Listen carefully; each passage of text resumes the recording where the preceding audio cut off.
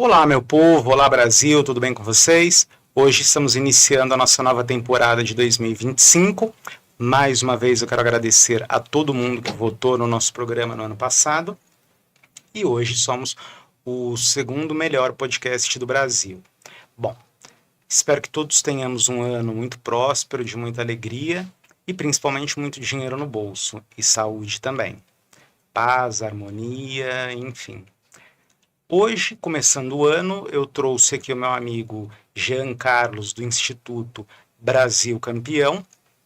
Ele vai conversar conosco, vai falar um pouquinho sobre o instituto dele, o que eles fazem, o que eles pensam.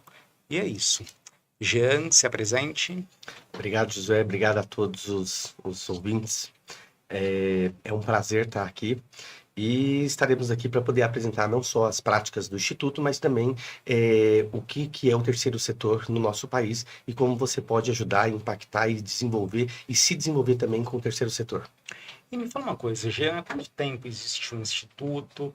Quais foram os alcances mais significativos que ele teve nesses anos todos? O Instituto ele foi fundado em 1986. No dia 12, né? Óbvio que a documentação saiu nessa data. Eu entrei na instituição como voluntário no ano de 96.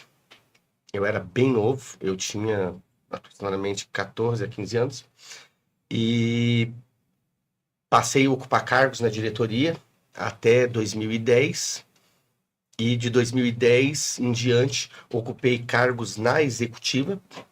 E em 2019 eu entrei como presidente do Instituto, remodelando ele. Até porque os projetos que eu desenvolvia, eles eram incorporados pela bandeira do Instituto Brasileiro Campeão, que é conhecido como Instituto Campeão.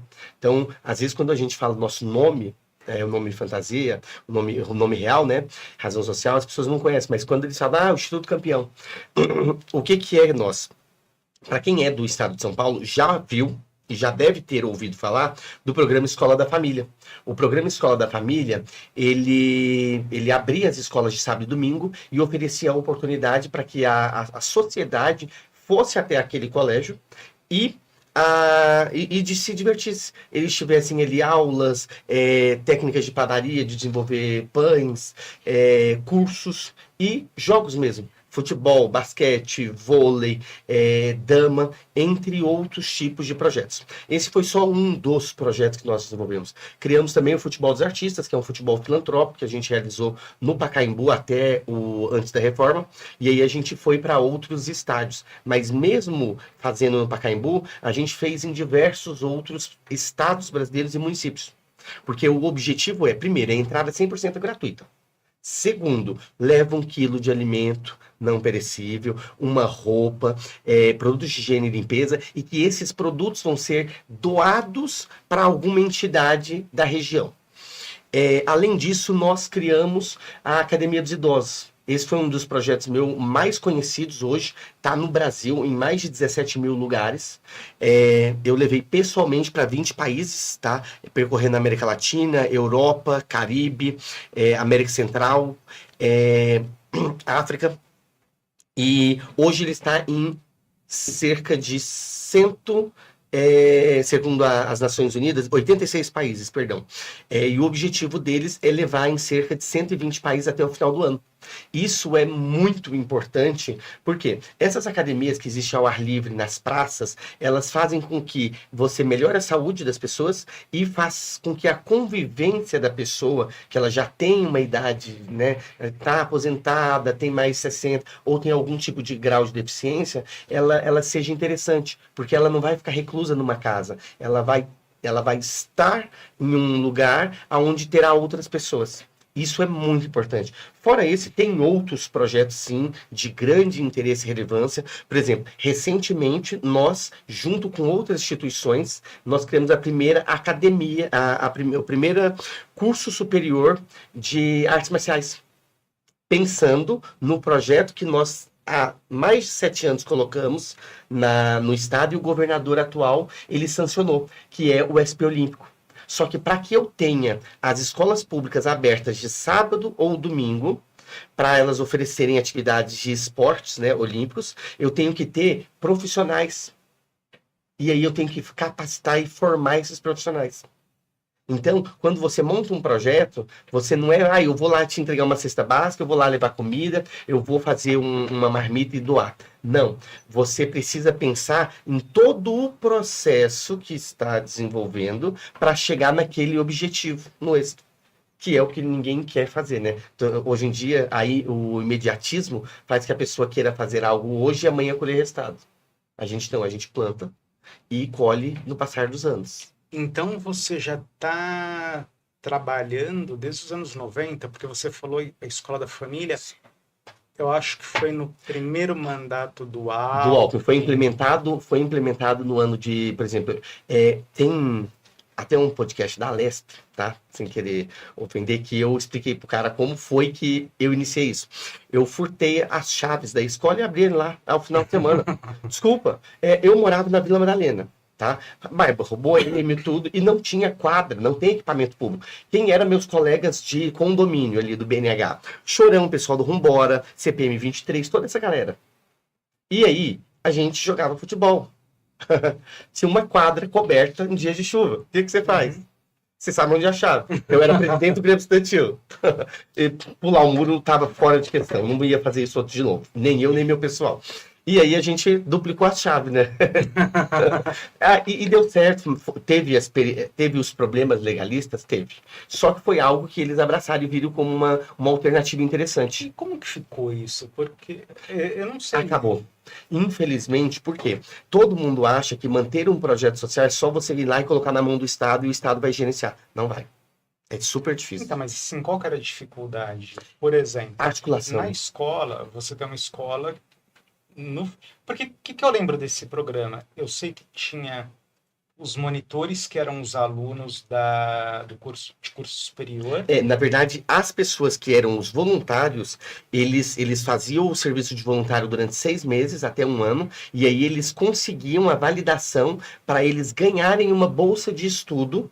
Peraí, eu tô confundindo. É o Escola da Família. Porque eu lembro que tinha um programa que era assim, o cara tem uma bolsa na universidade, e aí ele ganha essa bolsa, alguém do Estado paga essa mensalidade para ele, e em troca ele faz serviço voluntário. Faz esse serviço voluntário, que era abrir a escola, ficar lá. Era esse mesmo era projeto. Sábado e domingo. Sábado e domingo. Aí ele tinha que ir lá todo final de semana, abrir a escola, fechar, fazer o trabalho do inspetor, correto? Aí, qual que é a dificuldade? Porém, tinha que ter um profissional de educação física, tá? Tinha que ter alguém da direção, ou coordenador ou direção, e aí entra. Foi se moldando, porque os primeiros dias, os primeiros anos, né, como se fala, era na emoção do momento, mas depois vinha a parte jurídica.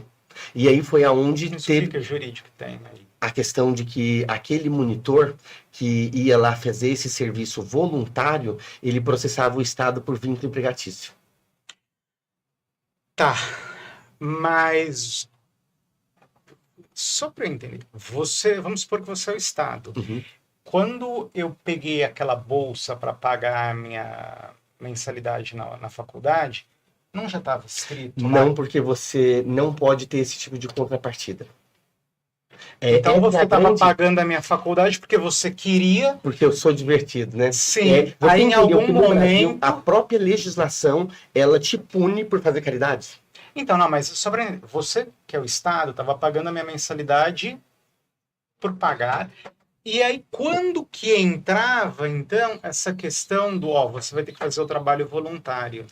Aí porque, eles pelo que eu entendi, elas estavam desconexas. Aí foi aonde foi. Você vai entrar durante X período, você vai fazer serviço voluntário até você ser apto a receber a bolsa. Uma vez que ele recebeu a bolsa, se ele simplesmente não quiser mais ir, o Estado é obrigado a pagar a bolsa de estudo dele, porque o Estado forneceu essa bolsa.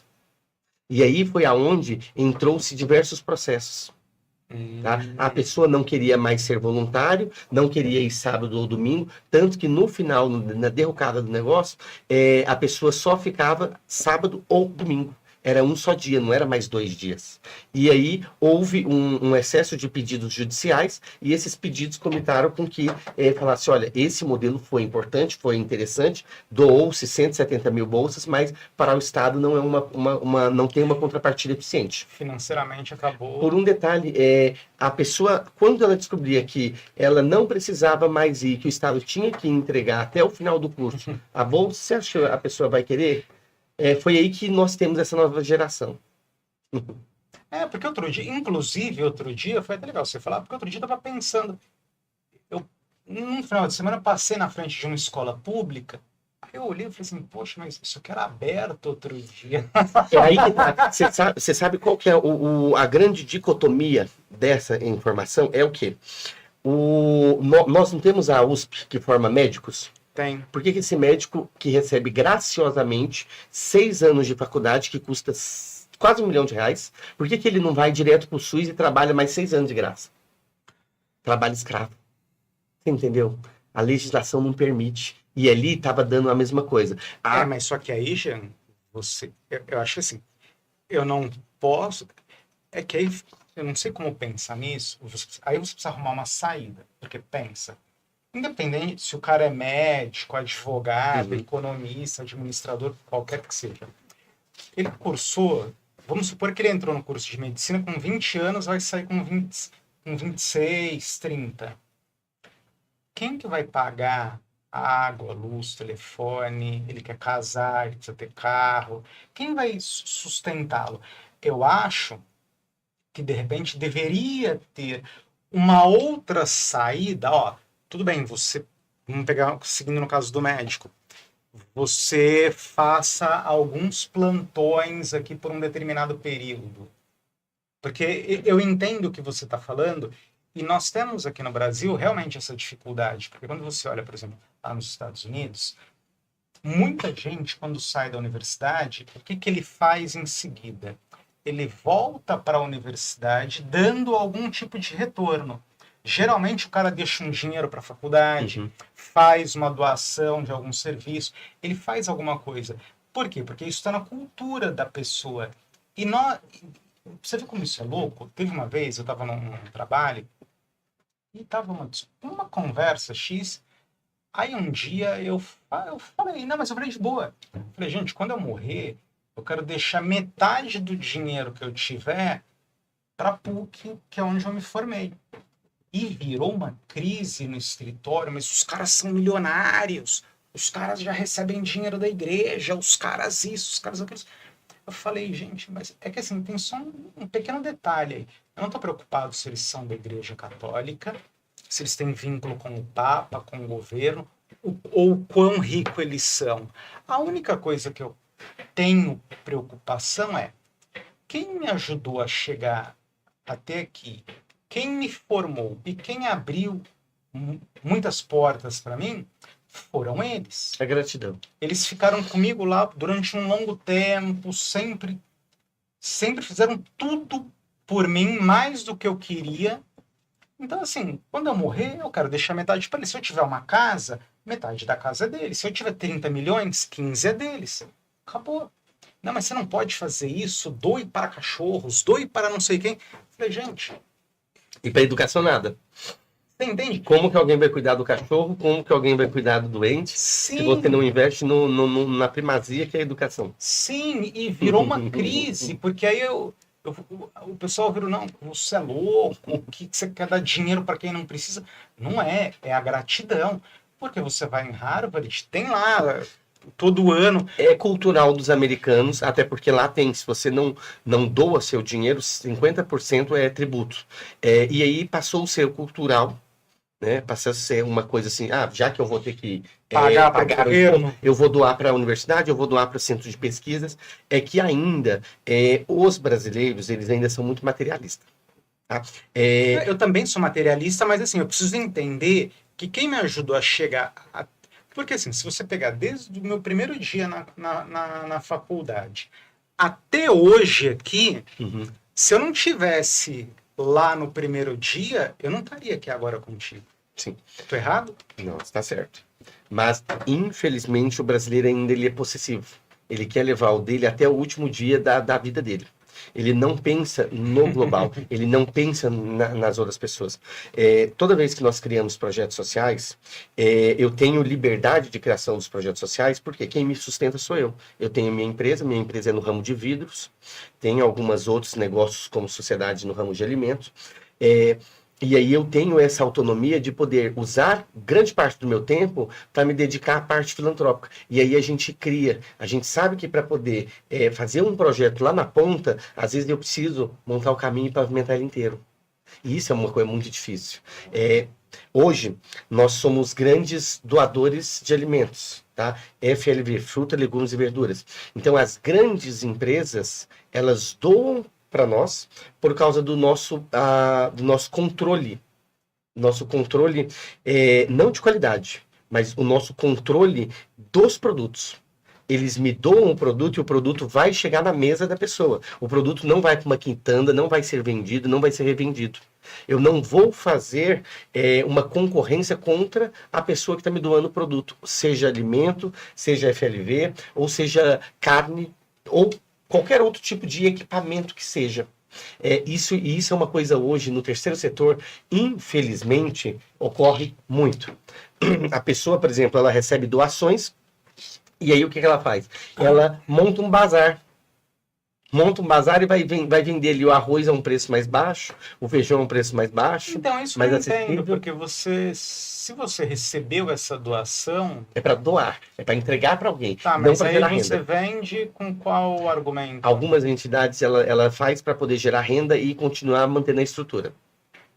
Tá, mas se eu te der uma tonelada de arroz... Você doa uma tonelada de arroz. Não, mas por que você está vendendo? Tem muitas que vendem. Você entende agora porque o empresariado, o cara lá do outro lado do balcão, ele não gosta e ele tem receio de doar produtos para alguém? Doar, seja, por exemplo, vamos Panetone. Uma grande empresa de Panetone doou carretas e carretas de Panetone. E esses Panetones, eles foram parar em supermercados. Bonito, o supermercado, né? Comprou mais barato do cara que recebeu a doação. Muito mais barato.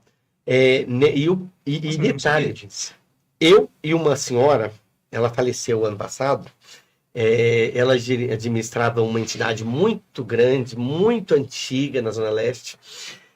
Fomos os únicos que não vendemos.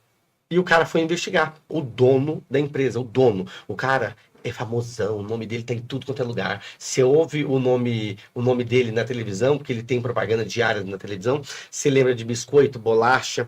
E aí eles foram perguntar por que a gente não vendia. Eu falei assim, primeiro, já tem meu trabalho. Segundo, você não me doou, eu sou religioso.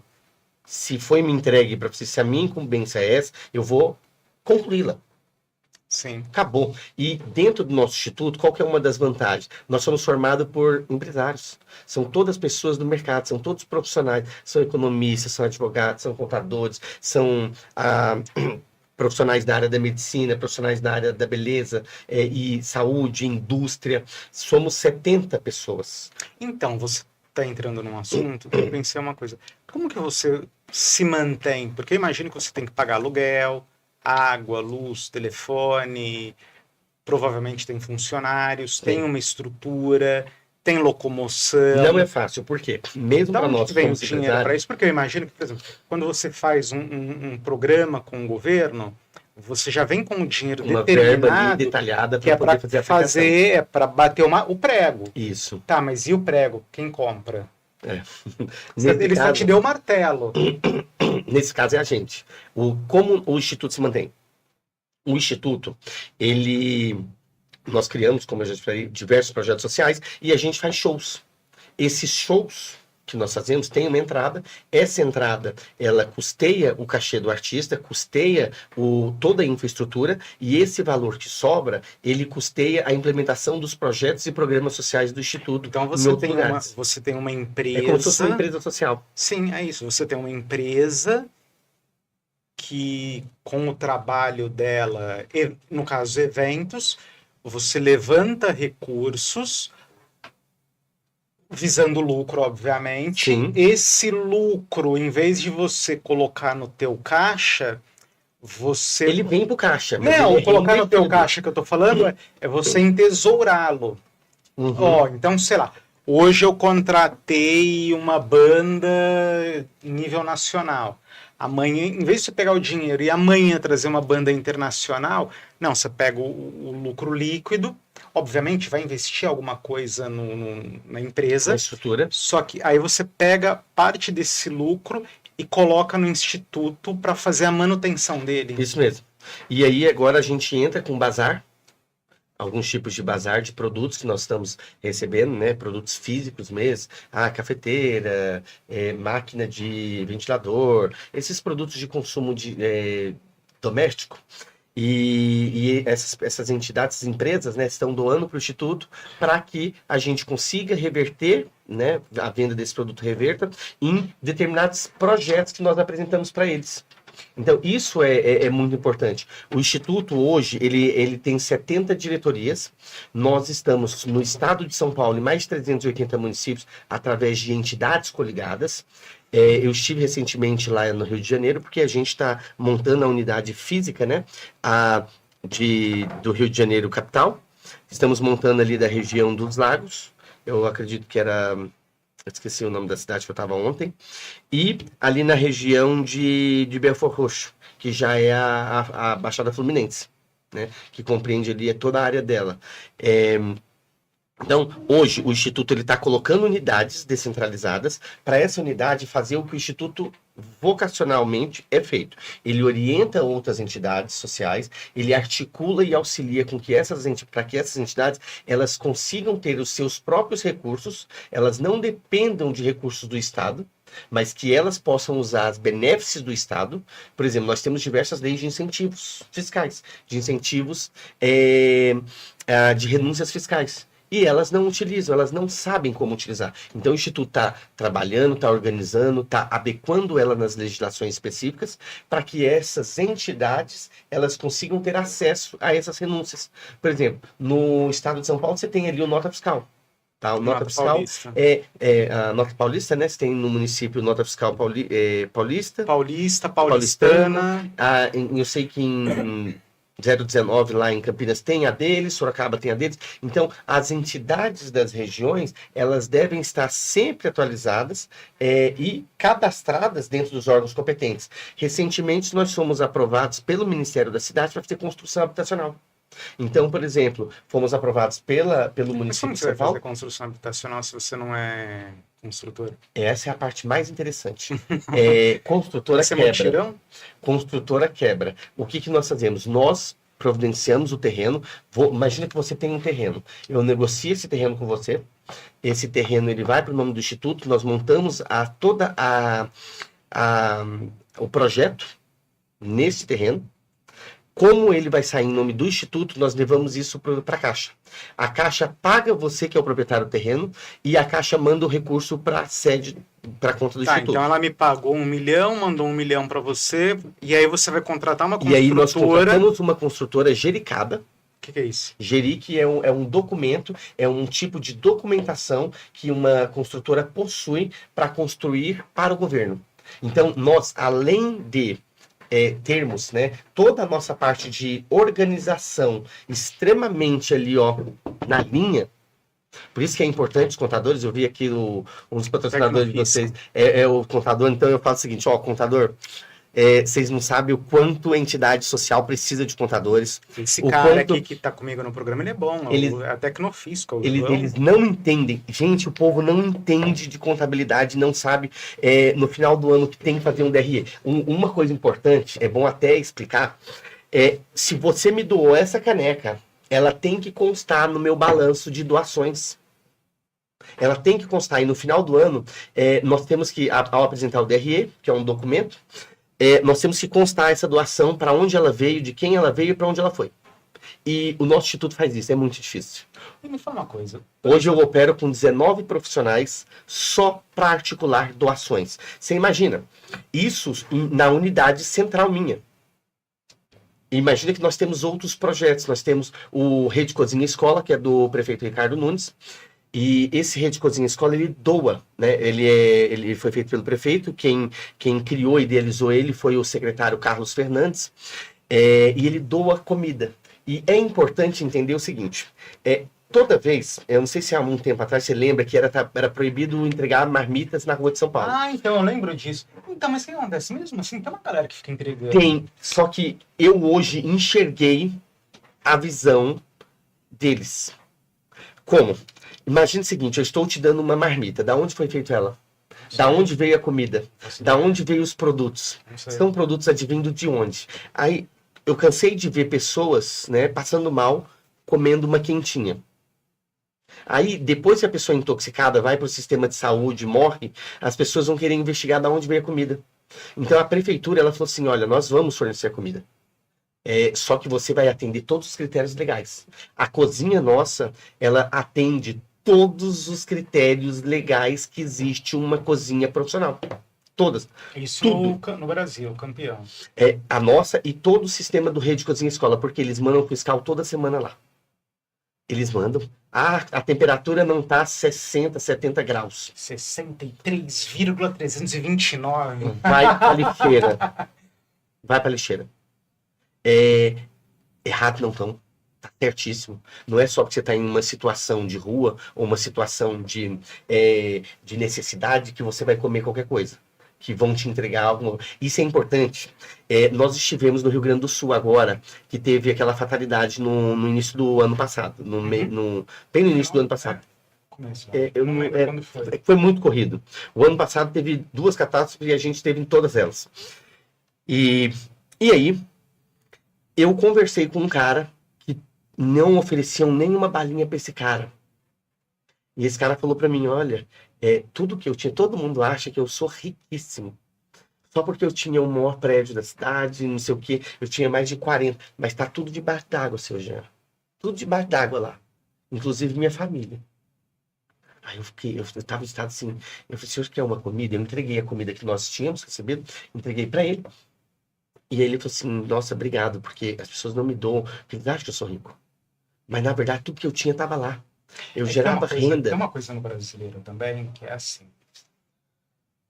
As pessoas, de repente, você tem um carro bacana, uma casa legal, e 90% das pessoas entendem que você é rico. Já está extremamente estabilizado, né? Só que muitas vezes isso não é verdade. Por quê? A gente precisa entender que, na maioria das vezes, o seu dinheiro está no prédio. Então, de repente, você tem um mercado, imobilizado, né? seu dinheiro está totalmente imobilizado naquele mercado. Ah, mas você tem um ganho de 30 mil por mês. E as despesas?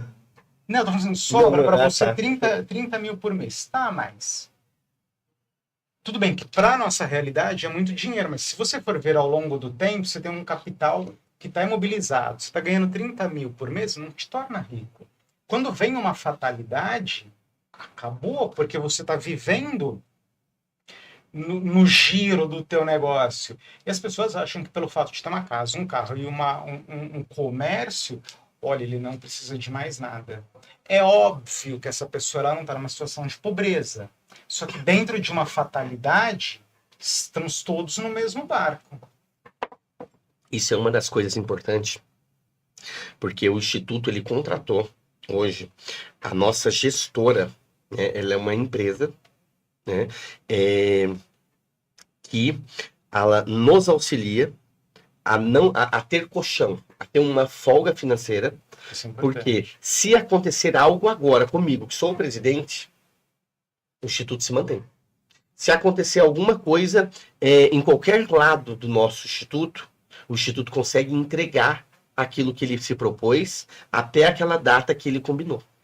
E isso é o que faz com que as outras instituições elas não consigam se perdurar tanto tempo ou manter projetos.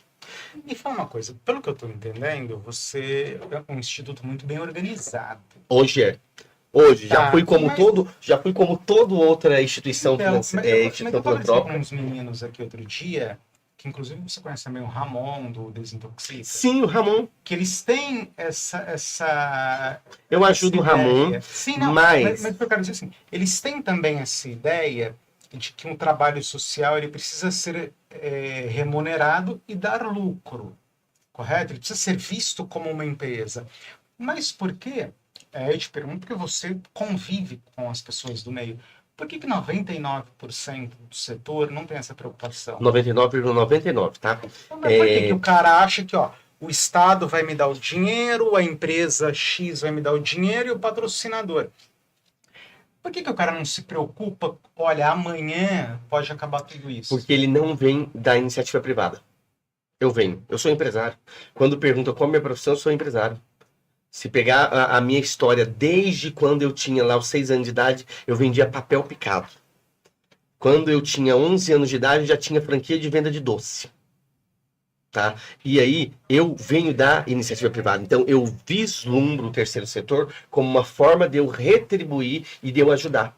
Só que a maior parte das pessoas que saem de uma faculdade ou criam um projeto social, elas acreditam que só porque elas criaram uma nova roda, embora já exista uma roda, as pessoas têm a obrigação de ajudar. E não é assim.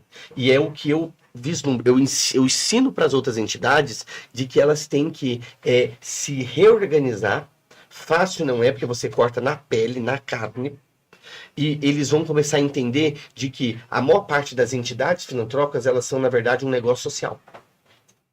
Tá? Elas são um negócio social. Ah, mas tá ali que nenhum diretor pode ser remunerado. Ok. Mas você tem que ter sua profissão para você se sustentar. Só que a entidade, aquele CNPJ, pessoa jurídica, ele tem que ter lucro, ela tem que receber, porque senão ela não paga luz, ela não paga aluguel, ela não paga IPTU. Mesmo que você vai sair pedindo doação para todo mundo, você recepcionou esse valor, tá? Você fez venda, vendeu. Vendeu o quê? Vendeu a ideia de que quantas pessoas investem nesse projeto, esse projeto gera um resultado significativo. Você falou uma coisa bacana, porque você, enquanto agente de um projeto social, nada mais é do que um vendedor. Só que o que você vende? Em vez de você vender um microfone, uma água, uma caneta, um papel, você está vendendo um sonho de um mundo melhor. Faz sentido? Faz. E aí, com isso, a partir do momento que eles vão para a rua, vão anunciando, vão explicando o que eles fazem, eles conseguem parceiros que vão com eles até o último final de linha, debaixo d'água. Então, mas só que, por exemplo, você tem o parceiro para o projeto, vamos um nome aleatório, você criou um projeto da luz. Então você conseguiu 10 parceiros que eles vão caminhar contigo ao longo do projeto da luz. Só que amanhã, quando você fizer o projeto da água... Eles podem não estar porque não é... Sim, eles podem não estar. Agora, pelo que você está me falando... O segmento deles sim, não, pode não... Não é isso que eu estou falando assim. Eu compreendi. Aí eu vou explicar. Por exemplo, nós, o Instituto, nós temos 70 diretorias. Cada diretoria desenvolve um projeto segmentado. Nem sempre, se eu falar de segurança pública para você, você vai ser uma pessoa entusiasta da segurança pública. Sim. Então, você fala, meu recurso vai para esse projeto, não para esse. Isso ocorre todos os dias. É normal. Porque cada projeto procura um entusiasta da área. Se eu falar para você, por exemplo, esse da construção civil, tem muitas entidades, muitas empresas que falam, não, eu não me envolvo com isso não quero nem saber.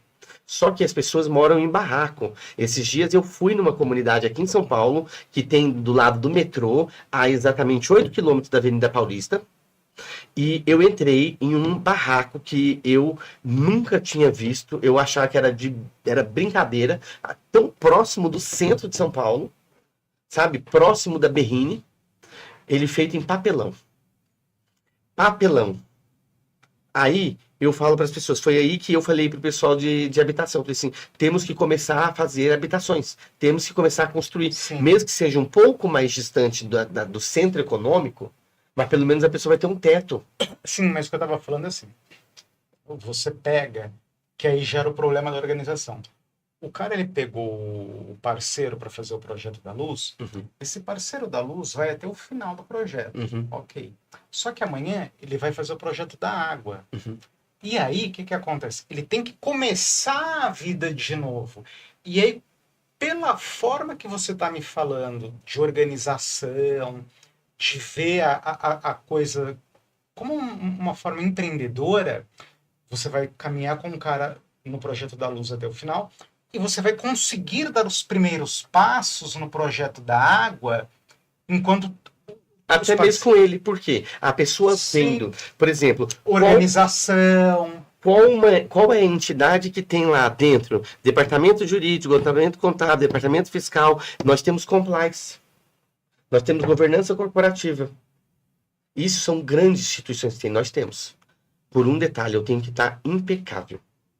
Eu tenho que estar impecável, até brinco, pessoal, desse jeito, porque meu problema não é o Ministério Público, meu problema não é o governo. A gente atende as prerrogativas que a lei manda.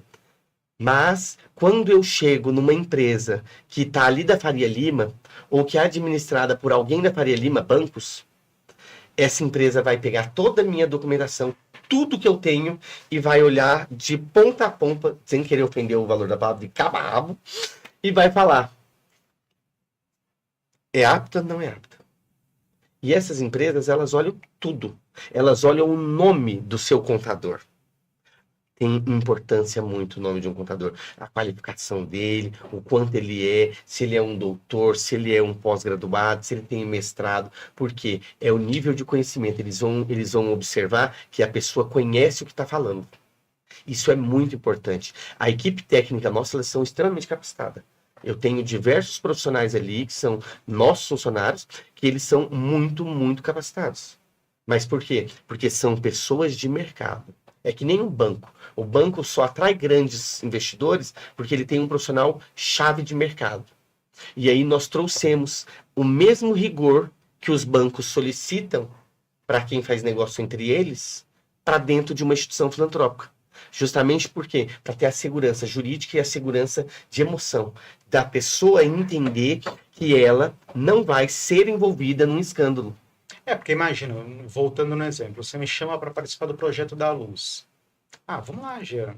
Só que aí logo que você se envolve no escândalo porque eu resolvi ficar com dinheiro, comprar um carro novo, né? Independente dessa coisa do escândalo, no meio do caminho eu vejo que isso é tudo bagunçado, uma bagunça total, uma zona. Aí como é que a gente vai dar sequência? Agora, que é o que a gente falou agora há pouco, quando a pessoa olha que é tão organizado, de repente o projeto da água nem é tão chamativo para mim. Mas pela segurança que você me passou, porque você também não é só um cara que faz o projeto social. Você vende segurança. Vende segurança, vende uma imagem, vende uma experiência para o cara. Nós temos código de conduta rigorosos lá no Instituto. E isso, acho que passando essa confiança para o patrocinador é que vai ser o diferencial para ele voltar. Porque, assim, na verdade, um exemplo que eu sempre gosto de usar, você vende café.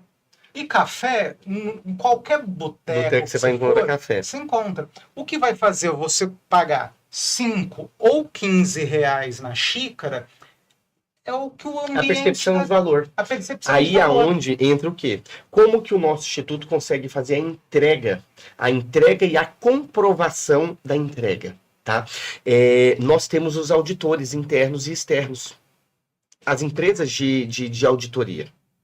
Sabe? Contabilidades especializadas em auditorias que verificam nossos balanços. Só que nós temos as claras na internet, YouTube, Instagram, Facebook. Então qualquer pessoa pode acessar os nossos portais, o site lá, do Instituto Campeão.org, pode acessar o Instagram do Instituto _Campeão e ver as atividades, ver a comprovação técnica ali. Uhum. Se um dia a pessoa quiser falar, olha, vocês entregaram 5.000 cesta básica, eu quero ter acesso aos documentos. Pode ter. Você vai lá na sede, assina um documento de que você não vai divulgar as informações. Essas informações são sigilosas, só entregamos para o Ministério Público. Porque tem imagem, dados, né? Nós temos o endereço da pessoa? Todos. Nós temos todas as informações das pessoas no papel. Aí eu sou... Nossa, se eu chegar lá e falar assim, eu te dei 5.000 cestas. Eu tenho como comprovar...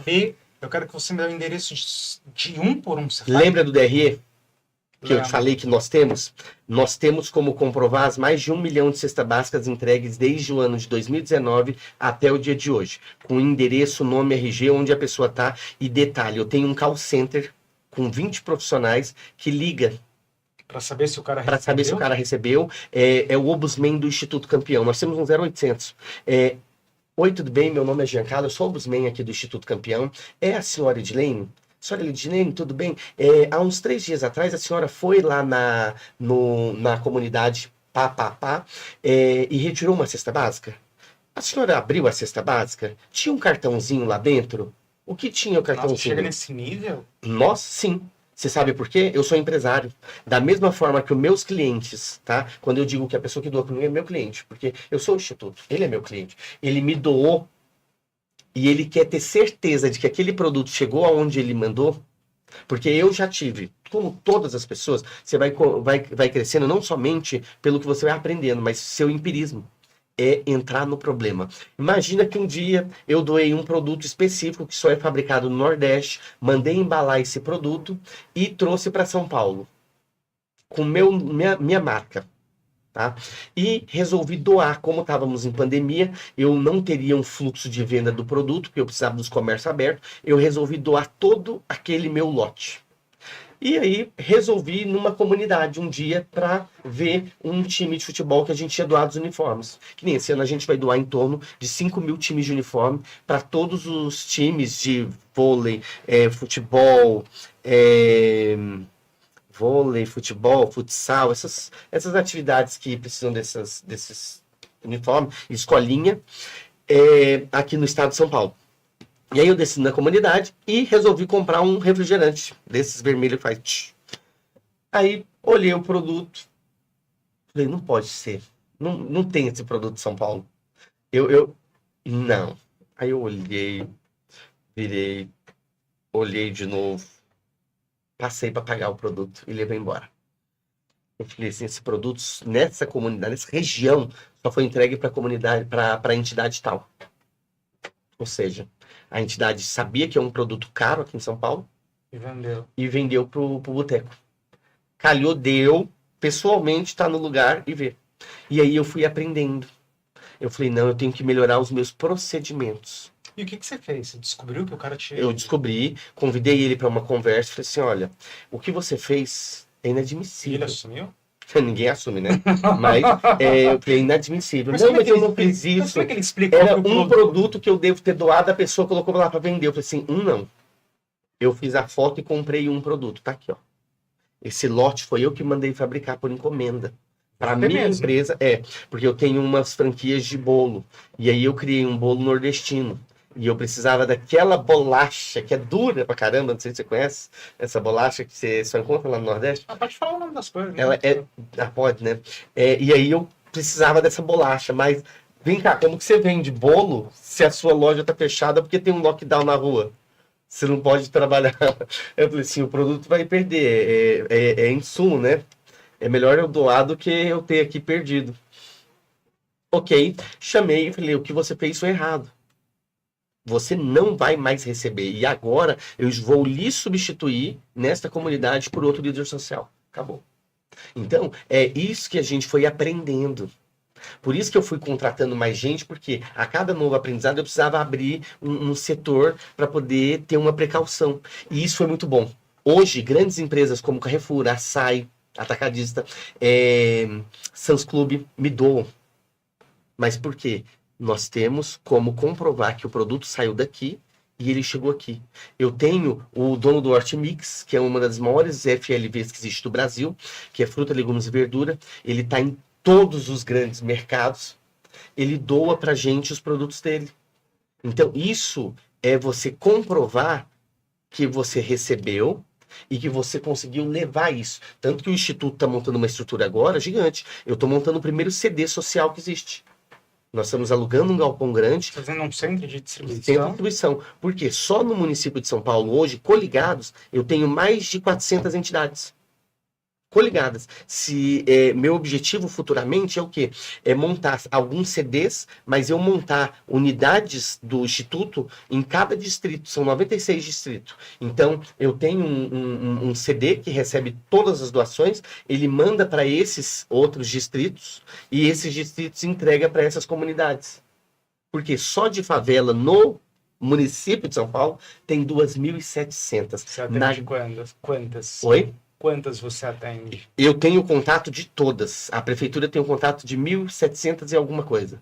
Mas por quê? Porque você, às vezes, está pegando aqui FLV. E aí eu tô doando leite para ele.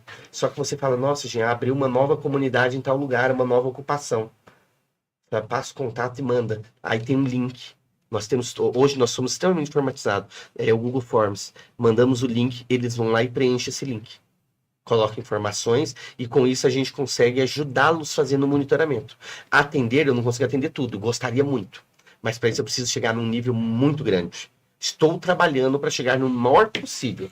Mas, em termos, por exemplo, aposentadoria, nós temos departamento de aposentadoria, nós temos departamento de jurídico, que auxilia. Muitas dessas famílias, elas têm problemas com a lei, ou familiares têm problemas com a justiça. Então, a gente tenta ajudá-los da forma que pode. Então, o nosso departamento jurídico está crescendo. Então, o nosso departamento de assistência social já cresceu bastante. Hoje, financeiramente, eu não consigo mais crescer mais, porque nós temos um break-even, nós temos um limite financeiro. Lembra que eu falei que a gente tem um planejamento? Esse planejamento nosso, ele é de 6 meses, 1 ano, 3 anos e 5 anos. Então, eu sei que se houver uma grande catástrofe, durante 5 anos, o Instituto, dentro da estrutura que ele possui hoje, ele vai se manter. Ele vai conseguir estar ali funcionando. Tá? Praticando ou não as atividades. Depende se houver outro lockdown. E me fala uma coisa, e quais indicadores você utiliza para medir o impacto que você causa na sociedade? Eu falo isso porque, enfim, uma vez eu trabalhava, tinha um relacionamento com algumas pessoas, tal, e aí eu lembro que o pessoal ficava feliz, vai parecer meio controverso, ficava feliz com o aumento das pessoas necessitadas que recebiam e ficavam tristes quando saíam pessoas do projeto. Aí você está falando do governo, meu filho. Isso daí é voto de pobreza. A gente não. O nosso instituto... E aí o que eu falo? Você fica feliz quando alguém vai embora? Graças a Deus, é o que eu faço todo dia. Hoje eu estava numa reunião com o pessoal e eu falei o seguinte para eles: o instituto, o foco dele esse ano é fazer com que você saia da zona de pobreza. Eu preciso que você seja empreendedor. Eu preciso que você pegue uma caneta e vá para a rua vender essa caneta. Gere lucro. Eu preciso que essas entidades coligadas a nós, elas passem a não ser assistencializadas por nós, tá? Sejam entidades que vão ali, Jean, eu estou precisando de 50 reais para pagar a conta de água. Jean, minha conta de luz deu 150 reais, eu não tenho de onde tirar esse dinheiro. Para poder se tornar entidades com caixa. E aí é um processo. Essas entidades, quando elas entram e elas coligam conosco, são 2 anos. São 2 anos que ela vai ter de cortar a pele, a carne e fazer as costuras. Ela vai ter que aprender, vai ter que remontar o estatuto dela se tiver, vai ter que entender que, como qualquer instituição, tá? Ele é uma empresa. Pessoa jurídica e pessoa física. Você é uma coisa, ali é outra coisa. Você tem que ajudar as pessoas, mas você não pode passar fome. E o seu lucro tem que ser o cara embora. Você não pode deixar de comer para entregar para os outros. Porque se você fizer isso, quem pede para um, pede para 2. Você tem que estar bem para conseguir ajudar outra pessoa.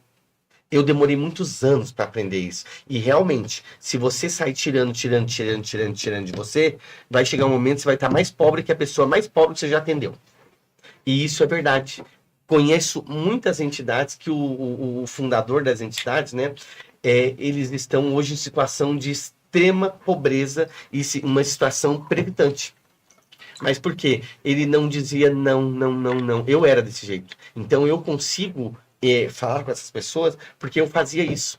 A diferença é que eu tenho uma família estruturada e aí chegou um momento que a minha família me colocou num banquinho e falou assim, daqui você não tira mais nada. Assina esse documento, está sendo, para você não ser interditado como um louco, maluco, você está pedindo afastamento da direção da empresa nossa.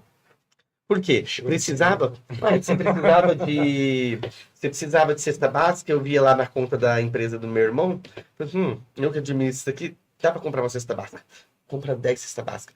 E aí por dia você comprava 10, 20, 50, 100, 200, 300. Não, mas é porque aquela comunidade, meu irmão até aceitava no limite X. Depois ele falou o seguinte, você tá tirando da empresa, e aí logo em seguida veio o quê? Pandemia. E aí todos os ensinamentos, tudo que eles me orientaram, eu vi ali na pele. Mas hoje eles te retornaram no seio familiar. Não, nós nunca brigamos, é que eles são administradores. Eles pensam como administradores. Não, não tá E errado, esse é acho que tá o certo. certo. Eu penso como social. Ai, vamos ajudar todo mundo. Não. Nós vamos ajudar aquilo que nós temos condições. E até porque você não pode me dar um copo com água se você não tem. Eu só posso te dar aquilo que eu tenho. Chegou um momento que eu doei tanto que eu já não tinha. E aí eles pegaram assim, você viu agora que nós estamos falando? Você tem que doar, mas doar com uma frequência. E você tem que fazer o quê? A exigência. Eu estou te doando assim durante tanto período para você fazer isso. Só que para eu te doar isso, você tem que se comprometer com isso, isso, isso. Ao ver que você não se comprometeu, eu te tiro já do outro mês desse projeto. Então, vou te doar cesta básica? Vou te doar cesta básica. Durante 6 meses. Só que se você nesses 6 meses não sair, não procurar emprego, nós vamos te indicar lugares que estão precisando. Nós temos um departamento de parte de emprego que caça vagas em tudo quanto é lugar. A diferença é que quando a gente indica, às vezes o pessoal está sempre doente. Né? Meu filho está doente, minha mulher está doente, eu me machuquei ontem e não consigo ir. Então, hoje você tem vagas, mas você não tem quem assuma elas. Porque as pessoas muito velhas estão cansadas. As pessoas novas, elas acham que é muito trabalhoso fazer um serviço, é absurdamente horrível trabalhar, e aí elas não querem trabalhar, porque elas acham que o que você vai pagar é muito pouco para elas. Ó, isso tem uma coisa que eu acho que assim, eu concordo, assim, o cara que já tá idoso, é difícil você obrigar um cara desse a trabalhar, porque ele já trabalhou a vida inteira. O cara que tá novo, porque como que eu tenho visto o mercado de trabalho hoje? Muitas empresas querem que você tenha uma série de qualificações. Sim. E tendo qualificações, elas querem que você seja ou novo. Aliás, elas querem que você seja novo e extremamente qualificado. Só que se você é muito novo, você nunca vai ser extremamente qualificado por uma simples questão. Não deu tempo. E aí, quando você é mais velho... Você já está passado. Você está velho. Então, a gente já tem essa dicotomia na saída. Dentro desse problema, eles querem muito. Só que, ao mesmo tempo, a remuneração não condiz com aquilo que ele está pedindo para você. Então, assim, qual que é o ânimo que eu vou ter para trabalhar na tua empresa, sendo que você está pedindo 357 qualificações, eu as tenho. Só que o salário que você vai me pagar... Não é condizente com o número dele. E como é que você quer me convencer? No meu ponto de vista... Eu não estou falando você. Não. No meu ponto de vista, que eu vejo, tá? Hoje as pessoas mais novas, elas querem já chegar mandando. Porque elas têm um entendimento que às vezes a pessoa mais velha não tem. Isso eu digo para dentro da empresa e para dentro da instituição filantrópica. Porque eu já tive uma pessoa que entrou para trabalhar lá que disse que eu não sabia fazer nada. Falei, então você pode sentar no meu lugar e me ensinar. Porque eu ainda consigo manter e pagar os salários no final do mês, inclusive o seu. E essa pessoa não conseguiu durar 2 meses. Por um detalhe. Essa geração, eles são muito imediatistas. Eles não entendem que projetos social é diferente de outros tipos de projetos que você faz na sua vida pessoal. Plantar uma árvore. Vou lá plantar uma árvore. Ótimo, vai lá. Só que às vezes ele quer a árvore pronta, grande. E ela tem que ser plantada para alguém. E eles não querem plantar. Infelizmente, hoje, o que nós nos deparamos é esse. E aí, você tem os profissionais qualificados que querem salários aqui. Mas eles não compreendem que instituições filantrópicas não têm essa condição. Ah, não, eu não estou falando da instituição, tá? Eu estou falando quando você vai procurar emprego no mercado. É uma coisa geral. Às vezes o cara é muito qualificado e ele quer muito trabalhar, mas ele não entende que aquela instituição, ela tem um limite financeiro. Ela não pode te pagar um valor tão alto, sabe? Um valor assim, surreal. Poxa, mas podia ficar pelo menos alguma coisa assim. Mas aí tá, como que uma instituição filantrópica consegue dinheiro? Não, eu não estou falando de instituição filantrópica. Vamos para a parte filantrópica, porque a empresa, a gente sabe que ela vai gerar lucro. Não, quando eu estou falando isso, porque você falou que tem gente que não quer procurar emprego. Não, isso daí é verdade. E eu não discordo. E aí, o que eu estou dizendo eu não estou falando do mercado filantrópico, eu estou falando no geral. Mas aí é o que eu falo desde tal. empresa. Para você tá, é assim, é mais fácil você ser recontratado por uma outra empresa estando dentro do mercado de trabalho do que você estando fora. Porque dentro do mercado de trabalho, mesmo fazendo uma outra função que não é essa, mas você vai estar constantemente atualizado. Você está dentro do mercado de Mas você já trabalho. reparou que tem uma coisa engraçada também? Você falou assim, é mais fácil. Pelo que eu entendi, você falou assim, não, Josué, aceita essa vaga que o cara tá pagando muito abaixo. Para depois sair para uma outra Não, que vai mas te pagar. você já reparou uma coisa? Quando você tá desempregado, ninguém te chama. Mas ninguém É te que nem, chama tá pra certo, é isso nada. mesmo. Aí você tá empregado, o pessoal começa, sabe por quê? Você tá dentro. É que nem fica aí a reflexão que eu aprendi na vida. Banco não empresta dinheiro para pobre nem quebrado. Banco só empresta dinheiro para quem não precisa de dinheiro. Para quem tem. Sobrando, inclusive. Sim. Tá? Esse é o objetivo do banco. É porque você precisa mostrar Tá? pro banco. Da mesma você forma tem que a dinheiro, empresa de cigarro não faz propaganda para quem fuma. Eles estão nem aí. Quem fuma já é deles, ele vai matar quem é deles. Ele faz propaganda para quem ainda não fumou. Para quem ainda vai entender o que é um cigarro e vai ver o quão prazeroso é para a pessoa isso. Não que eu fume, mas é o objetivo. Portanto, nós temos que entender uma coisa. É mais fácil você tá dentro do mercado de trabalho e ir para uma vaga melhor do que você tá fora do mercado de trabalho e tentar pleitear essa vaga. Eu falo isso para muitos dos assistidos do Instituto que estão procurando trabalho. Mas aí entra o seguinte. Mas como quando você eu vai... tô falando, quando eu faço essa fala, eu tô falando do cara que tá realmente procurando. Pois entendeu? aí você vai Que chegar é uma pro cara minoria, seguinte, a gente sabe que é uma minoria. o cara É recebe... com esse cara que eu tô falando. Eu tava lendo esses dias o dado do IBGE, porque eu falei, nossa, como que nesse país não tem ninguém precisando de trabalho? Fui ler. Hoje em dia, quem recebe bolsa, auxílio de qualquer coisa, né, desde que ela seja metade de um salário mínimo, é considerado um trabalhador. Aí, vamos lá. O que eu já ouvi de assistidos? Não, eu só preciso da cesta básica esse mês, porque eu joguei o dinheiro. Jogou? Joguei. Eu joguei o dinheiro e aí eu não tinha dinheiro para comprar comida. Aí o cara precisa desse mês, porque ele recebe já os auxílios do governo. E aí, como ele recebe? É assim, hoje em dia você tem auxílio para tudo. Tá? Você quer morrer, você tem auxílio. Você quer viver, você tem um monte de auxílio. Quer ter filho, você vai ter um monte de auxílio. Quer viver de da ponta, você vai ter auxílio. É mais fácil uma pessoa que está em situação de vulnerabilidade ela ter alguns auxílios do que a gente que... Mas você sabe que eu reparei uma coisa sem juízo de valor. Que eu tenho reparado bastante, assim, tem um problema no auxílio, porque assim, quem recebe alguma facilidade governamental, ou é quem é muito pobre, extremamente pobre, ou é quem é muito rico, extremamente rico. Ele vai ter facilidade, vai conseguir crédito, vai conseguir uma série de coisas. Agora, o cara que tá intermediário ali... Isso, o cara que é intermediário, assim, ele não tem acesso ao dinheiro e também não tem acesso ao programa social. E aí É aí que entra o Instituto. O Instituto, se você observar, todos os projetos que eu te falei aqui agora, são projetos voltados para esse pessoal de classe. Eu falo o seguinte, até os 18 anos, todo mundo te ajuda. Depois dos 18 anos, o pessoal te coloca na rua, te dá um chute e fala, vai. Aí você chega com 60 anos de idade, ou 65, para se aposentar, todo mundo volta a te ajudar. Empresas que emprestam dinheiro só empresta para velho. Porque velho tá aposentadoria garantida, funcionário público é tipo isso. Então, eu falo o seguinte, esse meio período de vida, né, que é gigantesco, que é onde a gente vive a nossa idade 2 e a nossa idade quase chegando ao 3, você não tem nada. E aí é onde o Instituto veio para qualificar essas pessoas, para dar novas oportunidades, para poder fazer com que elas tenham visões fora aquela limitação que ela tem ali.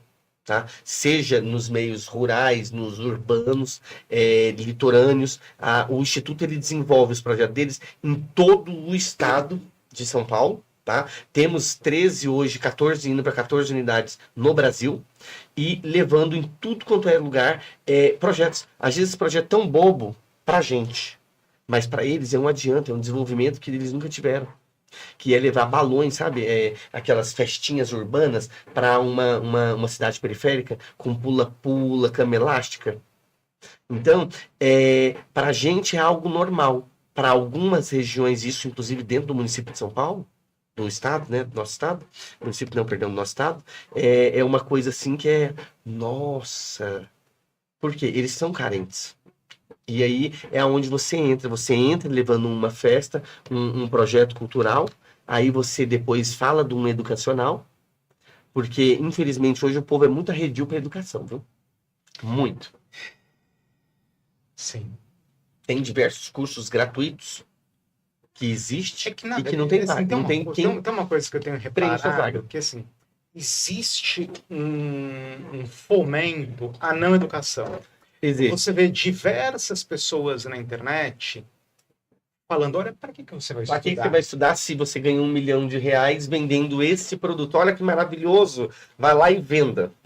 Só que você compra de mim, né? Então, mas assim, por isso que essa pessoa ganha dinheiro. Mas olha, tem uma coisa, eu concordo que nem todo mundo precisa de universidade ou de tudo. Sim. Isso, quando você olha na média, quem vai conseguir chegar no destaque, esse cara vai conseguir chegar tendo universidade ou não, porque ele conhece... É o esforço pessoal dele. Sim, é o esforço. Ele tem a malandragem natural. Não malandragem no Não, sentido... aprendeu a gingar bem. Sim, ele sabe fazer as coisas. Então, para essa pessoa, se ela tiver graduação ou não, tanto faz. Porque ela sabe espontaneamente como fazer o negócio. Isso. E não é todo mundo que sabe isso. Não. Só que aí tem uma questão 2. Esse cara que tá lá falando para você, olha, você não precisa fazer faculdade, nem ter muito estudo para crescer, manda, vamos, eu e você, a gente manda um currículo para ele. Se você não tiver graduação... Ele não quer falar com você.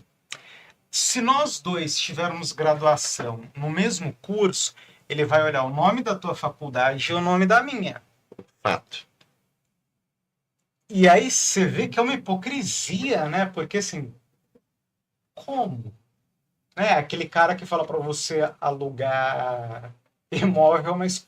Aliás, que fala para você alugar imóvel, mas comprar casa. É o tipo de coisa. E eu acho isso terrível. E aí, fora isso, você tem também essa glamorização, como que eu posso dizer? De pessoas que conseguiram, por algum motivo, se destacar nos meios de comunicação e que tá tudo bem, e estão ganhando dinheiro, e você vê que tem um monte de gente ao redor que olha aquilo e acha que vai conseguir fazer, chegar naquele estágio, naquele perfil. É o marketing, é o que eu falo o seguinte, hoje é o marketing multinível às avessas, né? Porque antigamente o marketing de nível sabia que quem entrava primeiro era o cara que montava as perninhas, as torres e dominava o mercado. Hoje em dia não. Hoje em dia esse cara da internet, ele vende um monte de curso, vende um monte de soluções mágicas e nenhuma passa pelo trabalho. Tá? O único lugar que dinheiro vem antes do trabalho é o dicionário. Isso já dizia todo mundo, meus antigos, e eu mantenho essa ideia. O que nós hoje ensinamos, seja nos cursos de qualificação, nos cursos de empreendedorismo que o Instituto dá em diversas escolas públicas, seja no estado de São Paulo, seja em outros estados, é que se você não acorda todo dia cedo e trabalha de forma repetitiva como um monge, você não consegue sair da zona de conforto que você se encontra. Mas eu vou virar youtuber, não. Pois é. É mais um na lista. É mais um na lista. Eu estou comprando um curso. Tá. Vou lá vender um curso. Vou criar um curso de como ser YouTube. Não, brincadeira. Não, mas você entendeu o que eu estou falando? Eu tô argumentando. Infelizmente, hoje a visão maior das pessoas que têm até 22, 23 anos é assim. Mas não se preocupa. Por que você está querendo que eu fique 5 anos enfornado numa faculdade? A vida vai cobrar. Eu acho isso. A vida vai cobrar dessas pessoas. Não pode ser hoje, não pode ser amanhã, mas depois ela vai cobrar. Eu vivencio isso, sabe? É algo que eu te falo o seguinte: todo mundo fala, nossa, por que o seu instituto não é grande na internet? Eu falei, porque eu não tenho interesse. Quem quer ter engajamento, quem quer ser visto, é gente famosa. O nosso instituto, ele vai e entrega o serviço. Quem nos conhece, quem é nossos doadores, quem são as pessoas que trabalham conosco, né, no dia a dia, que são aquelas pessoas que ajudam a carregar a carroça, ou aqueles investidores, né, empresários que confiam no nosso projeto, eles recebem essa informação, eles vislumbram os procedimentos e chegam nos ouvidos deles. Nossa, o Instituto veio aqui, fez isso, aquilo, outro. Eu não preciso ficar ali procurando pessoas que falam, que o Instituto é isso, aquilo outro é foda, não sei o quê. Por um detalhe, se eu toda hora estou perdendo meu tempo estando numa mídia, eu não consigo focar no principal. Que é o seu E isso eu te falo uma coisa. Se você observar as grandes hoje instituições sociais que existem no Brasil, eles têm mais tempo de mídia do que o tempo de comunidade. Do que ficar lá, ouvindo a pessoa, o morador, entendendo o que pode ser feito para melhorar aquilo. Ah, quer falar comigo? Na quarta-feira, 10 da manhã, eu abro 2 horas e entrego senha. E me fala uma coisa, só voltando na conversa anterior, como que a gente muda essa cultura do não estudo? Porque, assim, o conhecimento, por todos os argumentos que você quiser levantar, olha, eu estou comprando um curso no YouTube que vai me ensinar a ficar rico. Espero que você fique rico. Já é um tipo de mas calma onde eu vou chegar. Vou comprar um curso que vai me deixar rico. Não tem problema. Vou jogar, vou ficar famoso. Por mais que você consiga fazer tudo isso, eu ainda acho que no final do dia é importante você ter um estudo e você ter conhecimento. Porque imagina que a gente conseguiu aqui fazer um negócio, a gente tenta trilhardário. Amanhã nós perdemos tudo esse dinheiro. Só que na quinta-feira, se tivermos conhecimento, estudo e sabedoria, nós voltamos. Agora, se nós não temos nada disso, a gente morreu. Verdade. E como você acha que a gente consegue mudar essa mostrando e ensinando para as pessoas que é difícil, não é fácil, mas eles estão vendendo que é fácil. Não. A primeira coisa, eu treinei a GCM do município de São Paulo esses dias para trás. Eram 500 alunos, foram 3 turmas, 3 dias de curso. E eu falei para eles que nada na vida é fácil. Se fosse fácil, tá? Se fosse fácil vir ao mundo, não teria um nome chamado a dor do parto. Que alguém já sofreu por você, né? Então, não é fácil nada na vida. Você tá aqui não é fácil, você fazer o seu melhor não é fácil, mas faça. Se você quer mudar alguma coisa, é a frasinha de autoajuda, né? Você precisa mudar o que você está fazendo. Porque se você mantém os mesmos métodos, você vai chegar no mesmo resultado. Então, muda. E a gente orienta essas entidades. Hoje, a gente está coligado com entidades no Brasil, o Instituto tem unidades fora do país. Tá? Nós temos lá em Viana Castelo, em Portugal, nós temos unidades nos Estados Unidos, e ali ela só serve para fazer intercâmbio. Intercâmbio de projetos, intercâmbio culturais. Preciso levar cantores brasileiros para outros países para que as pessoas conheçam o Brasil. Nós conseguimos para levar. Precisamos levar jogadores, atletas para outros países para as pessoas conseguirem se ranquear em alguma coisa. Nós conseguimos. Saiu dos nossos projetos dezenas de atletas famosos. O ano passado, um dos nossos projetos, que está em 5 estados, ele ganhou mais de 450 medalhas de jiu-jitsu nos mais altos rankings brasileiros. O pessoal foi para Peru, foi para diversos países competir, levando o nosso nome do Brasil. Tá? Não precisa ser o nome do nosso instituto, mas é o do Brasil. Porque se você melhora de vida, se você tem uma visão, e essa visão ela te permite, né, seu trabalho contínuo, ele te permite se desenvolver, o nosso instituto ele está orgulhoso com isso. E isso daí é a melhor coisa que é para nós. Tem muitos atletas famosos que saíram de projetos. Sabe? Muitos lutadores de UFC, tem cantores que saíram do nosso projeto. Ontem eu tava com um pessoal que parou e ficou vendo o Gabriel Medina. Aí eu falei o seguinte: você quer um videozinho dele com 9 anos de idade nos meus projetos sociais? Lá na região de São Sebastião? Eu tenho.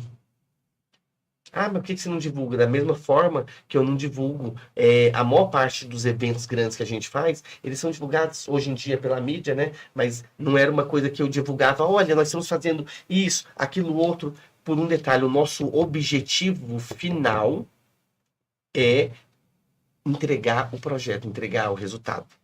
Então, eu estou fazendo um show, igual nós fizemos um show de 38 anos do Instituto Campeão. com o Roupa Nova. O objetivo do show era arrecadar brinquedos, arrecadamos. Pegamos os mais de 5 mil brinquedos arrecadados, distribuímos cerca de 40 entidades filantrópicas, e essas entidades receberam lá os seus 110, 120 brinquedos, cada um, sempre divididos metade, metade, equacionadas, homens e mulheres, né? E eles distribuíram para as crianças. Eu posso não conseguir doar para todo mundo, mas eu dou para todo o pessoal que tá ali, de uma lista, né? Então a gente faz essa lista, ó, até aqui eu consegui doar, daqui para cá eu ainda não consegui. Então eu vou comunicando eles, porque é cíclico o nosso negócio. Todos os dias tem quem queira precisar, queira doar, e quem necessita da ajuda. E é isso que a gente faz de forma extremamente contínua. Todos os dias. Fica mostrando que nós temos confiança, nós temos credibilidade, idoneidade, e que os gestores envolvidos do Instituto, eles são pessoas extremamente técnicas e capazes. Tá? Até porque a gente auxilia outras entidades filantrópicas. Eu volto agora a fazer cursos para essas entidades, para que elas tenham mais capacidade técnica para elaborar, para poder gerenciar e conduzir as entidades dela. Porque o que mais existe hoje é a associação, que ela tá inapta. Ela existe, ela ajuda, ela faz comida, ela entrega cesta básica. É aquela confusão administrativa que a gente falou no começo. A falta de conhecimento contábil do negócio. Então a gente tem que ensinar isso. Isso é cultura e isso é educação. O que pode arrebentar uma pessoa é a cultura organizacional dela. Então a gente começa através da educação, falar, olha, se a sua entidade quiser fechar um convênio público assim assado, você tem que fazer isso. Por exemplo, para fechar um convênio com as Nações Unidas, eu tive que atender uma série de regras. Nós estamos fechando agora com o pessoal de tráfico internacional de seres humanos. Quer saber por quê? Porque o Rio Grande do Sul está sendo um grande fornecedor e ali na região ali dos lagos, que é Cabo Frio, também está sendo uma grande fornecedora de pessoas para o tráfico internacional. Temos um caso na internet muito, muito visto de uns brasileiros que teve uma oferta de trabalho e foi para um país desse e está lá mantido escravo. Então, o Instituto ele tem acesso aos bastidores, porque pessoas lá de baixo tiveram sua vida prejudicada por alguém. E aí a gente foi atrás de grandes alianças, como na ONU, Interpol e outras polícias internacionais, para que a gente pudesse estar sempre em contato com eles, para conseguir não deixar ocorrer isso com outros brasileiros. Então, são temas muito atuais. Tá? Nós temos parcerias com grandes entidades alimentares, como já expliquei, também do governo, seja do nosso país ou de outros, para justamente eles nos doarem excedentes de carga que eles trazem. Porque a maior parte desses produtos importados de alimentos vem de alguns países, e esses países, quando chega aqui, eles trazem um excedente. E nesse excedente, às vezes, eles não vendem, eles descartam. Sabe? O cara plantou beterraba e está jogando a beterraba fora. Ótimo, o Instituto, ele quer pegar essa beterraba. A gente leva para uma empresa, essa empresa ela faz a beterraba em pó. Beterraba em pó demora 3 anos para poder perder. Depende da forma e do processo de armazenamento. E é um produto extremamente saudável para as pessoas. Pode fazer um suco todos os dias para as crianças desnutridas. Então, o Instituto ele tem os projetos diversos que ficam interligando um com o outro. E não é que é uma confusão. Para quem vê de fora ou quem ouve, acha que é tudo desorganizado, mas não é. É extremamente organizado. Aquilo que você está falando aqui, para mim, imagino que seja não uma confusão, mas assim, um negócio extremamente organizado. Porque o fato que você falou agora há pouco, você sabe a doação que eu te dei para quem você entregou, você fala, gente. E eu tenho uma planilha de Excel, porque eu sou da época do Excel. Uhum. Por mais que tenha um sisteminha lá que nós mandamos fazer sobre on demand, um outro que nós estamos fazendo agora que eu tô te entregando aqui, vamos supor, 1 tonelada de FLV. Você pega uma balança, fotografa, vai ir colocando no sistema. Você recebeu 15 bananas, não sei o quê. Na hora de entregar, a mesmo procedimento. Você entregou uma sacolinha, tem banana, mexerica, maçã, ao peso de tanto para a família tal. Entendi. Então a gente vai ter esse controle extremamente rigoroso. E isso vai ser extremamente importante, porque eu vou conseguir acompanhar a sua família. Eu vou conseguir acompanhar quando alguém fica doente. E aí, entre os outros projetos, seja projetos bucais que nós possuímos, tá? Seja projetos de saúde, que é os mutirão, seja o projeto que é questionamento da parte jurídica, que é questionar, olha, a pessoa precisa de uma cirurgia, precisa de um atendimento, e o posto ou a prefeitura não está liberando a vaga. Então entramos com uma ação, uma MS, mandato de segurança, para que esse direito seja cumprido ali da pessoa. Entendi. Então, o Instituto, ele foi se desenvolvendo. Nós vamos se desenvolver mais ainda. E assim, e uma última questão, a gente está começando o ano, né? Como é que você espera? O que você está esperando para 25? Qual que é a avaliação de vocês? Olha, pelo que nós plantamos no ano passado, esse ano vai ser um excelente ano para o Instituto. Tá? E não é porque a gente tem receita. Não, é porque a gente vai conseguir impactar e manter mais pessoas. Através de parcerias que nós fizemos em algumas viagens, nós temos mais áreas produtivas para que a gente consiga fazer plantio social, e esse plantio social ter esses produtos redistribuídos, seja para venda no comércio de produtos orgânicos ou para poder distribuição em realmente comunidades com pessoas que precisam. Entendi. Bacana. Fico contente, cara. Eu já conhecia o instituto de vocês, só que eu não imaginava que era tão organizado como você está me falando. Fica o convite para você poder fazer a visita. A nossa sede nacional, ela está passando por uma reforma muito legal. Eu fiz uma passarela de vidro. Porque São lá no Jabaquara, né? Isso. Como eu te falei, nós somos vidraceiros, eu e meu irmão, e nós fazemos prédio. Então, os vídeos do Amostradinho, que tem lá 1,5 milhão de pessoas, 1 milhão não, 32 milhões de pessoas que viram lá, e ele conseguiu 1,5 milhão de seguidores, com eu pulando no vidro. Com meu irmão também, tanto que um cara do pânico fala assim, esse daqui é o Dr. Jean, aí eu vou lá e pulo, ele, ai meu Deus, eu vou morrer. Então, tem um outro que meu irmão pega um box, ele estava na nossa empresa treinando os vendedores, colocou o box lá, você tem que confiar no que você vende. Ele sobe e começa a pular. Aí, não satisfeito, ele coloca mais 4 pessoas, aproximadamente 400 quilos, 450 quilos de pessoas em cima de um box. Desse um box comum que tem nos banheiros das pessoas normais. Por um detalhe, nós confiamos no que nós vendemos, nós fazemos aquilo sob um tipo de rigor técnico muito grande que ninguém faz. Enquanto um produto fica numa têmpera X período, o nosso fica muito mais. Porque nós temos um acordo com o pessoal da têmpera, custa mais caro. Mas eu garanto que o meu produto tem uma eficiência, uma qualidade. O rigor brasileiro, ele é mediano. A gente usa rigores internacionais na confecção de produtos. Desse jeito, o meu cliente, ele vai ter a segurança de que o produto que ele está adquirindo é um produto excelente. E aí, entra o que nós aplicamos no nosso instituto. É o mesmo perfil da empresa. É uma empresa. Você tem que ter produtos de qualidade. Você tem que entregar um produto de qualidade e atender todas as normas possíveis. Sim.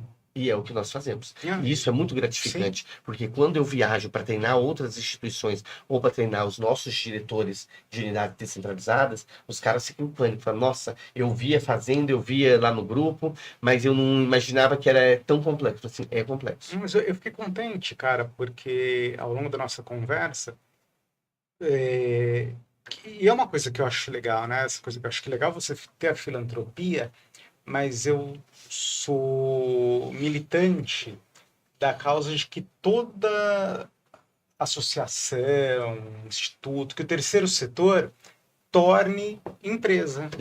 Não pela questão financeira, mas sim, organização, gerencial.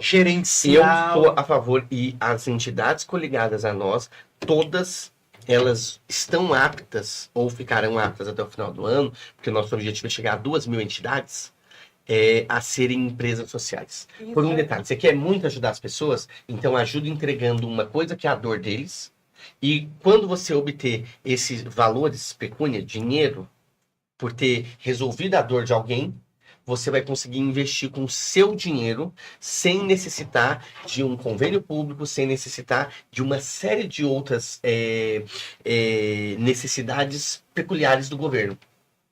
Por um detalhe, todos nós sabemos que a partir do momento que você faz um convênio público, você fica engessado. Mas eu precisava comprar isso. Não pode. O dinheiro não permite você comprar isso. Mas sem isso a gente não consegue fazer isso. Assim, satisfação. Por isso que as entidades, por mais que elas busquem algum convênio, Porque com o convênio você tira uma outra certificação, porque as certificações ela vem uma atrás da outra, mas para isso você precisa comprovar a experiência e capacidade técnica. Uhum. Ah, você vai fazer isso. Você tem o documento chamado CE, você tem o que emite o CRC, você tem o documento SEBAS, você tem o COMAS. E aí, para você chegar nesse padrão de atendimento, você comentou que o cara desintoxica, né? O Ramon veio aqui. O Ramon, ele é um dos meus assistidos. Só que, antes de mais nada, é o que eu falo para todo mundo, quando ele visita, o que eles chamam de Vila Campeão, né? Porque eles sabem, meu, nossa, a sede do Instituto parece uma vila. Ele é um labirinto, cara. É muito grande. Hoje, vendo de fora, eu falo, nossa, é um labirinto. Porque você vai de um lado, você tem a sala de reunião, vai no outro, você tem a sala de administrativo, contabilidade, jurídico. Aí você sobe a escada, você tem a área da diretoria. Depois você tem a área que fica eu trabalhando com uma série de colaboradores. Depois você tem o pessoal que trabalha lá dentro, na parte de gestão das entidades. Aí você tem a diretoria, a gerência de projetos, que organiza e gerencia todos os projetos em atividades. Ah, mas é um monte de projeto. Tudo bem, eles ficam ali enfurnados 24 horas por dia, só Deus sabe o que eles estão fazendo, e eu recebo os relatórios. Ó, foi feito isso. Nananana. E lá na outra parte, nós temos o pessoal do call center, que é quem faz a checklist do negócio, e eu faço o double check. Que é o quê? Você ligou, tá bom, eu vou lá, pego a coisa, confronto as informações e entro em contato. Ótimo. Sabe?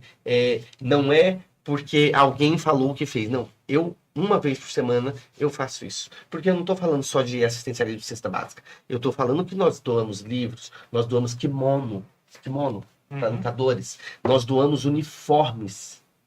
E isso teve um custo. Alguém que me patrocinou, que acreditou na minha conversa, no meu projeto, acreditou naquilo que eu estava entregando, ele foi lá e falou, eu tô te dando isso. E aí, eu não tenho como comprovar, eu não tenho como saber se é verdade que aquele time recebeu aquela roupa. Então, não, eu ligo e eu pergunto. Você pode me explicar? Você tem como fazer uma chamada de vídeo mostrando o produto? E isso é um feedback muito bom. Sabe? E é algo que as pessoas não têm o costume. Mas não têm o costume de fazer porque não é que não querem fazer, é que é caro. É o que eu falo para as pessoas. Cada dia que eu tento fazer um projeto, eu tenho que contratar um profissional novo. Sim. Aí tem essa sala de cal, tem a sala da gestão de projetos. Gestão de projetos é verificar tudo que existe de legislação e que tipos de projetos pode ser específico para aquela legislação. Entendi. É isso, pessoal.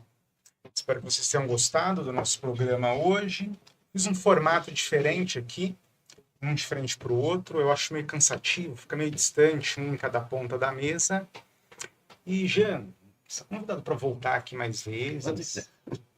A casa é sua, tudo seu aqui também. Já vou dormir. Eu ando muito cansado. A agenda minha ela é instigante. Eu falo pro pessoal o seguinte: eu não arrependo do que eu pedi para mim. Porque todos os dias que eu acordo, eu falo, eu escolhi isso para mim. Só que a minha satisfação é ouvir, ver pessoas que chegam sem me conhecer e falam, nossa, se aquele projeto não tivesse existido, eu não teria isso, aquilo, outro. E você sente, você fala, Deus, obrigado. Eu sou grato por tudo que você me ensinou, por tudo que Deus me entregou, porque eu consegui fazer uma pessoa ter uma oportunidade que ela não tinha. Isso é bom. E isso sabe, eu falo para todos os voluntários, para todos os diretores, agradeça todos os dias a Deus e que Ele vai te mostrar que o que você está fazendo, para você pode parecer uma coisa banal, mas é uma ajuda muito grande para alguém e um dia você vai ver que você fez uma grande movimentação. E essa movimentação culminou em alguma coisa muito boa. Sim. Então é isso. Obrigado obrigado você que está aí do outro lado. E até semana que vem, num novo bate-papo, numa nova conversa. Tchau, tchau, pessoal.